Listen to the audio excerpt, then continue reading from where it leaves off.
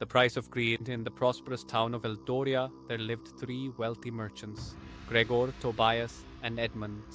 Each had built his fortune through trade, but none were ever satisfied.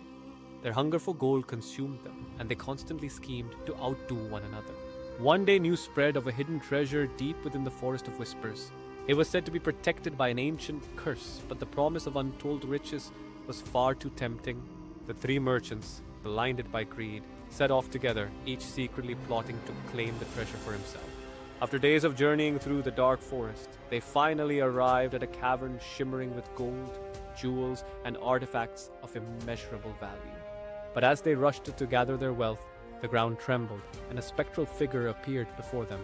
"You who covet gold above all else," the spirit intoned, "shall pay the price of your avarice. This treasure is not for the greedy, but for those who understand its true worth." Gregor scoffed and lunged for a handful of gems, but his body turned to solid gold, freezing him in place. Tobias, desperate to escape, tried to run. The cavern walls sealed shut around him, trapping him forever. Edmund, the most cunning of the three, thought himself clever enough to outwit the curse. He promised to use the wealth wisely, but as soon as he touched a single coin, he was consumed by his own shadow, vanishing into darkness. When the townspeople noticed the merchants had never returned, they sent a search party.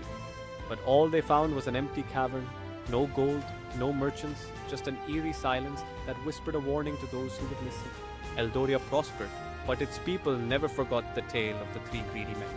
And so they learned that true wealth was not in gold or jewels, but in wisdom, generosity, and the bonds they shared.